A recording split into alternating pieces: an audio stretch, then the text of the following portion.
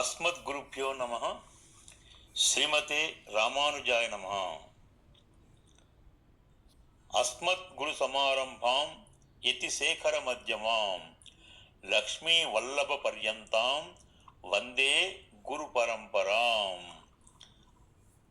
శ్రీమాధవాంగ్రి జలజద్వయ నిత్య సేవా ప్రేమా విలాసయ పరాంకుశ పాద భక్తం కామాదిదోష హరమాత్మ పదాశ్రితానాం రామానుజం యతిపతిం ప్రణమామి మూర్ధ్నా. ఇది శ్రీ భగవత్ రామానుజుల గురించి చెప్పిన శ్లోకము. దీనిని ప్రతినిత్యము అనుసంధానము చేయాలి. ఇది మన విధి. ఇక దివ్య దేశాలు మనము కంచి, వేళుక్కై అనే రెండు దివ్యదేశాలు తెలుసుకున్నాము. కంచి మహాక్షేత్రంలో దీనికి కంచి అని పేరు రాకముందు బ్రహ్మగారు అక్కడ ఒక యజ్ఞాన్ని చేయడం వల్ల ఆ శ్రీమన్నారాయణుడు ఆయనకు ప్రత్యక్షం కావడం జరిగింది. అప్పుడు బ్రహ్మగారు తండ్రి విచ్చేశారు అన్న ఆనందంతో అప్రదక్షిణంగా వెళ్ళి స్వామికి నమస్కారం చేశారట. దానితో దేవతలందరూ చాలా బాధపడ్డారు. ఏమిటి, బ్రహ్మగారు అన్నీ తెలిసినవారు, చతుర్వేదాలు ఆయనకు తెలుసు, అంతటి బ్రహ్మగారు వెళ్ళి అప్రదక్షిణంగా నమస్కారం చేశారు ఏమిటి అని బాధపడుతుండగా పరమాత్మ గ్రహించి ఇక ఈ కంచి క్షేత్రంలో ఎవరైనా సరే అప్రదక్షిణంగా ప్రదక్షిణ చేసి వచ్చినా కూడా అది ప్రదక్షిణమే అవుతుంది అని తీర్మానించి అనుగ్రహించారు. దానితో మనము కంచిలో అప్రదక్షిణ చేసినా కూడా ప్రదక్షిణమే, తప్పు లేదు. ఇది కంచి యొక్క విశిష్టత. అలాగే వేళుక్కై దానవులందరినీ సంహరించి ప్రహ్లాదుని అనుగ్రహించి హిరణ్యకశ్యపుణ్ణి సంహరించి తర్వాత ఎంతో ఆనందంగా వచ్చి అబ్బా అన్ని పనులు అయిపోయాయి, రాక్షస సంహారం జరిగింది అని ఆనందంగా కూర్చున్న స్థలం వేళుక్కై. ఇది కంచి క్షేత్రంలో ఒక దివ్య దేశము. కంచిలో మనకు ఒక 15 దివ్య దేశాలు కాలినడకన పోవచ్చు. మనము చాలా దగ్గరగా ఉంటాయి. కాబట్టి ప్రతి ఒక్కరూ తమ జీవితంలో కంచి వరదరాజస్వామిని దర్శించుకొని ఆ తరువాత పక్కనే ఉన్న 15 దివ్య క్షేత్రాలను దర్శించుకోవాల్సిందిగా ప్రార్థన.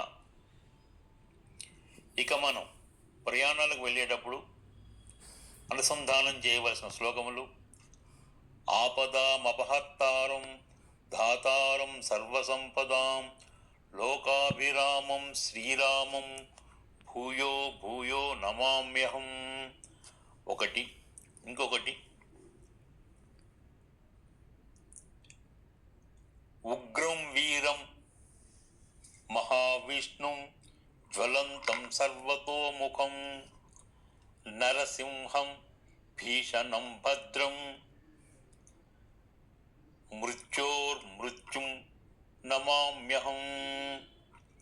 ఇది నారసింహస్వామి గురించి చెప్పిన శ్లోకము. ఉగ్రం వీరం మహావిష్ణుం జ్వలంతం సర్వతోముఖం.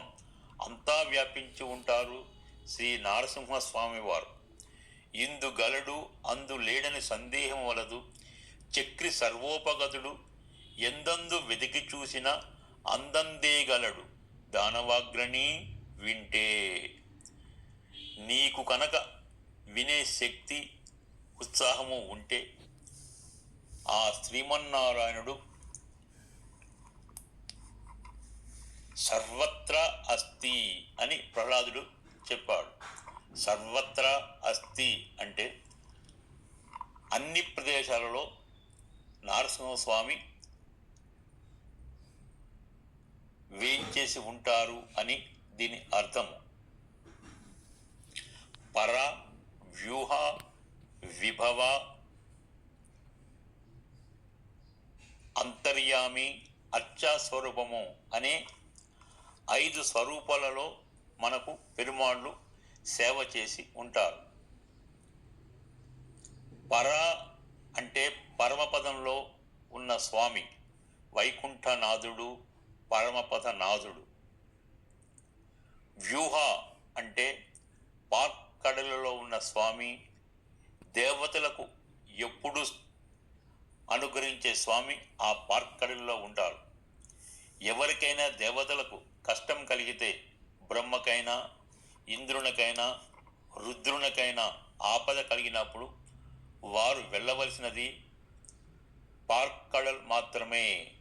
పరమపదానికి దేవతలకు కూడా అనుగ్రహం లేదు. అది కేవలము ముముక్షువులకు మాత్రమే. మోక్షాన్ని ఆశించే వారికే పరమపదంలో వెళ్ళే అర్హత ఉంటుంది, వేరే వారికి ఉండదు.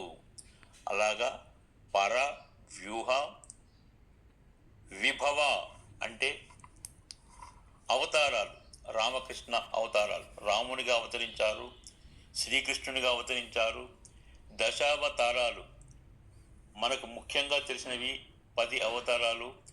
వాటిలో స్వామి అవతరించి మన అనుగ్రహించారు. అవి విభవ, పర, వ్యూహ, విభవ. అంతర్యామి అంటే సర్వత్రా అస్తి. భగవాన్ కుత్ర అస్తి అని ఎవరైనా అడిగితే, భగవంతుడు ఎక్కడ ఉన్నాడు, కుత్ర అస్తి అన్నప్పుడు భగవాన్ సర్వత్ర వ్యాప్తి అని మనవాలి. అంతేగాని సర్వత్ర నాస్తి అనకూడదు. అది నాస్తికవాదము. భగవంతుని మీద నమ్మకము లేని వాళ్ళు సర్వత నాస్తి అంటారు. మనము మాత్రము స్వామి సర్వత అస్తి అనాలి.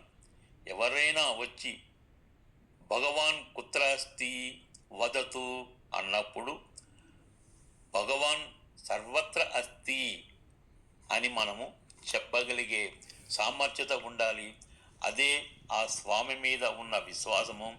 ఆ విశ్వాసమే మనకు కాపాడుతుంది. మీరు 7 కొండలు ఎక్కినా, 7 ప్రాకారాలకు వెళ్ళినా, అంటే తిరుమలకు వెళ్ళినా, శ్రీరంగానికి వెళ్ళినా విశ్వాసము ముఖ్యము. విశ్వాసము లేకుండా ఏ ఆలయానికి వెళ్ళినా మనకి ఫలితము రాదు. కాబట్టి పర, వ్యూహ, విభవ, అంతర్యామి. ఇక 5వది ముఖ్యమైనది అర్చావతారము. పరవ్యూహాన్ని మనము దర్శించుకోవటము సాధ్యము కాదు ఈ శరీరంతో. ఎందుకంటే శరీరము పోయిన తర్వాత మనకు మోక్షము అనుగ్రహం ఉంటేనే ఆ పరమపద స్వామిని చూడగలము. లేకపోతే పరమపదం వచ్చే వరకు ఆ స్వామిని మనము దర్శించుకోలేము.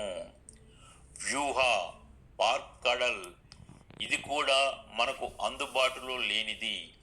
దేవతలకు మాత్రమే సాధ్యమై ఉన్న స్థలము పార్కడల్. ఇది కూడా మనము ఈ శరీరముతో చూడలేము. పర, వ్యూహ, విభవ, రాముడు, కృష్ణుడు అవతారాలు జరిగాయి. అవి మనము ఇప్పుడు చూడటము ప్రత్యక్షంగా కష్టము. ఆ అవతారాలు స్వామి ఎత్తినప్పుడు మనము కూడా ఉండవచ్చు, కానీ మనకు ఆ జ్ఞానం ఉండదు. కాబట్టి ఈ శరీరముతో ఇప్పుడు మనము ప్రత్యక్షముగా శ్రీరామచంద్రుని కానీ శ్రీకృష్ణుని కానీ మనము చూడలేము. కాబట్టి పర, వ్యూహ, విభవ, అంతర్యామి. స్వామి సర్వత అస్తి, అయినా కూడా మనము చూడలేము. స్వామి మన మనసులోనే ఉంటాడు. అందరి హృదయాలలోనూ ఆ స్వామి ఉంటాడు. ఆత్మ పక్కనే పరమాత్మ ఉంటాడు.